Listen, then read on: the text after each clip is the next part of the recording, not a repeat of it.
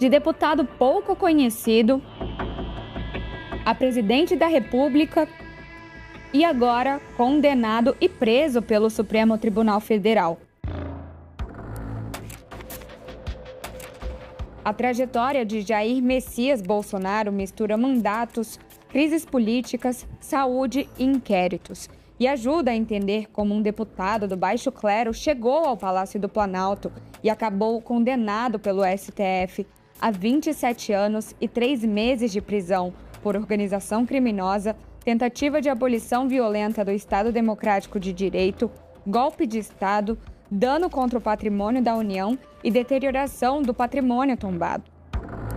Após 27 anos fazendo parte do Legislativo brasileiro como vereador e deputado federal pelo Rio de Janeiro, em 2018, Jair Bolsonaro despontou na política nacional com a candidatura à presidência da República. Naquele ano, a vida de Bolsonaro foi marcada por um atentado quase fatal. Ele foi atingido com uma faca por um opositor em Juiz de Fora, Minas Gerais.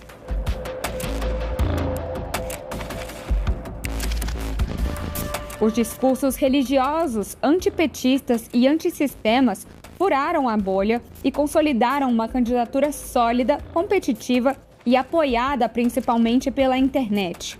Foi neste momento que surgiram os primeiros ataques às urnas eletrônicas e as primeiras aproximações explícitas com as Forças Armadas. Durante a campanha presidencial em 2018, Jair Bolsonaro sobreviveu ao atentado que sofreu. Foi no dia 6 de setembro, na cidade de Juiz de Fora, localizada na zona da Mata Mineira. O opositor Adélio Bispo estava no meio da multidão enquanto Bolsonaro era carregado nos ombros por apoiadores. Foi neste momento em que o até então candidato foi atingido. O ataque mudou toda a sua história política e pessoal. Já no governo, Bolsonaro manteve o discurso de confronto com instituições. Como presidente, acumulou ministros militares, exaltou o Exército e passou a atacar o Supremo Tribunal Federal e o Congresso Nacional, afirmando que eles faziam parte de um sistema corrupto contra o que ele lutava. Em 2019, enfrentou o seu primeiro embate com o ministro Alexandre de Moraes, do Supremo Tribunal Federal, no inquérito das fake news. Em 2020, apoiadores convocaram atos pedindo intervenção militar e o fechamento do STF. Bolsonaro apoiou publicamente e o Supremo abriu o inquérito dos atos antidemocráticos. A crise chegou ao auge em 2021, durante a pandemia, quando o ministro da Defesa, Fernando Azevedo e Silva, e os comandantes das 3 Forças Armadas renunciaram em conjunto.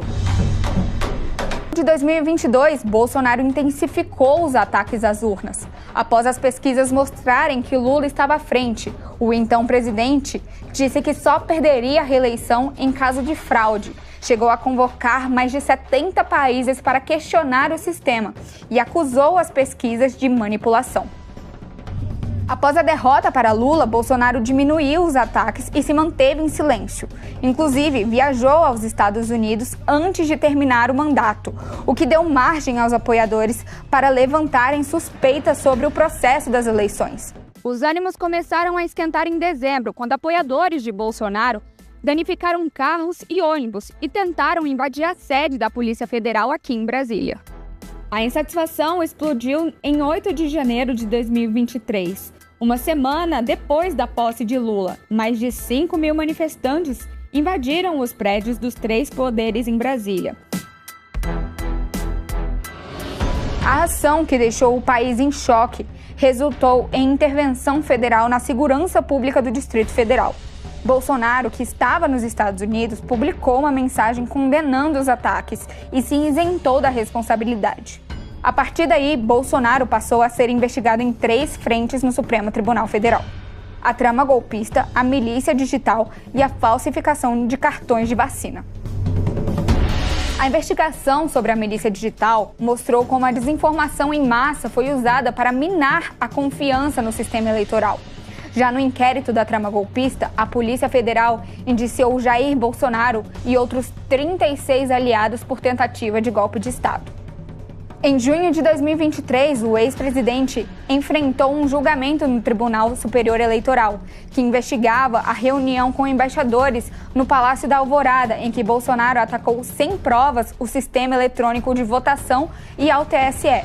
Por 5 votos a 2, os ministros do TSE o consideraram culpado por abuso de poder político e o uso indevido dos meios de comunicação. Além disso, ficou inelegível até 2030. Em abril de 2024, foi indiciado pela suposta fraude em cartões de vacina da Covid-19. A Polícia Federal afirma que os certificados falsos foram inseridos no sistema do Ministério da Saúde para permitir que o ex-presidente viajasse aos Estados Unidos em 2022. O ex-ajudante de Bolsonaro e tenente-coronel Mauro Cid afirmou em delação que o pedido partiu do próprio presidente. Ainda no mesmo ano, foi indiciado mais uma vez no esquema de negociação ilegal de joias dadas por países estrangeiros à presidência da República quando era presidente. E em novembro de 2025, o caso que levou à sua condenação, o golpe de Estado. Além das questões políticas, Bolsonaro também enfrentou problemas de saúde desde a facada em 2018. Foram 9 cirurgias em 7 anos, além de internações por crises intestinais e infecções. Além disso, foi diagnosticado com câncer de pele em 2025 durante a sua prisão domiciliar. Em junho de 2025, 2 semanas antes de ser julgado pela primeira turma do Supremo Tribunal Federal, Bolsonaro e seu filho 03, Eduardo Bolsonaro, foram indiciados por coação no curso do processo da tentativa de abolição do Estado Democrático de Direito por meio da restrição ao exercício dos poderes constitucionais. Bolsonaro passou a ser monitorado com uma tornozeleira eletrônica, ficou proibido de falar com o filho e passou a cumprir outras medidas cautelares. Em 4 de agosto, Moraes decretou a prisão domiciliar do ex-presidente, por entender que ele driblou uma das restrições impostas a ele, de não usar as redes sociais dele ou de terceiros. No dia anterior, Flávio Bolsonaro ligou para o pai por videochamada durante uma manifestação e, depois disso, postou em suas redes sociais. Boa tarde, pai. Copacabana está te ouvindo. Obrigado a todos.